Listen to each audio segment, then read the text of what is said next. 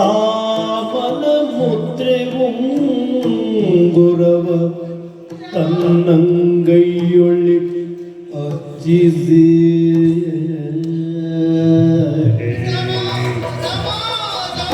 ಎಂದ ರಾಮನ ಮುದ್ರೆಯೊಂಗುರವ ತನ್ನಂಗೈಯೊಳಿಟ್ಟರ್ಜಿಸಿ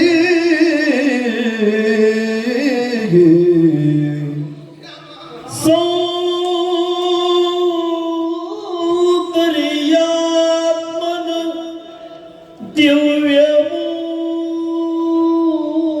ದಿವ್ಯಮೂರ್ತಿ ಅದರುಳ್ ಕಂಡಂತೆ ಕೊಂಡಾಡುತ್ತಂ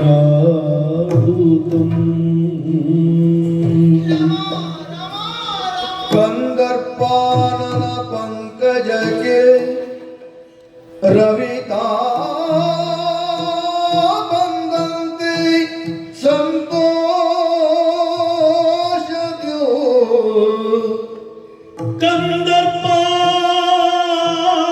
ಕಂದರ್ಪಾನನ ಪಂಕಜಕ್ಕೆ ರವಿತಾ ಬಂದಂತೆ ಸಂತೋಷದಿ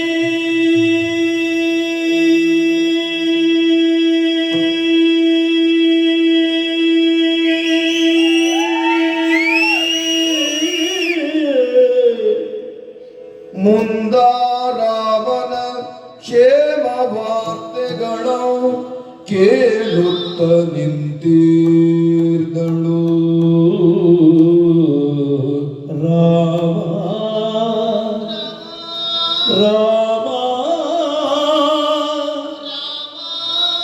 ರಾಮ